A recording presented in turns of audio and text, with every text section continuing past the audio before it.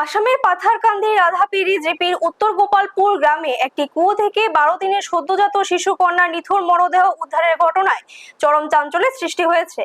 শিশুটির পিতা অরুণ দাস জানান, ভোর রাতে আনুমানিক 3টা নাগাদ তার স্ত্রী কেঁদে উঠে দাবি করেন যে এক অচেনা মহিলা এসে তাদের নিষ্পাপ শিশু সুস্মিতা দাসকে নিজের সন্তান বলে জোরপূর্বক ছিনিয়ে নিয়ে পাশের কুয়োতে ফেলে রেখে গেছে।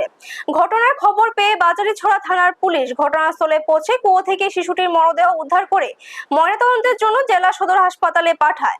খবর পেয়ে পাথারকান্দি চক্র আধিকারিক এবং সমজেলা এসপি ওই এলাকা পরিদর্শনে যান। মৃত শিশুর মায়ের দাবি, এই মর্মান্তিক ঘটনার নেপথ্য কোনো অপশক্তি বা অলৌকিক ঘটনার হাত রয়েছে। তবে স্থানীয় সচেতন মহলের মতে অলৌকিকতা দোহাই দেওয়া হলেও এই ঘটনার আড়ালে গভীর কোনো রহস্য লুকিয়ে রয়েছে। পুলিশি তদন্তের মাধ্যমে সত্যিটা উন্মোচিত হবে বলে আশা প্রকাশ করছেন এলাকাবাসী। ব্যুরো রিপোর্ট, নিউজ তৎকাল 24। কি বিষয় ঘটনা তো রাত্রে 3টা ঘন্টার দিকে আমার বাচ্চাটা খুঁজে পাওয়া যান না। আমার বউকে গিয়ে দেখা হয়েছে আমারে, বাচ্চাটা পাওয়া যান না। কইলাম কই গেছে, কিতা হয়েছে?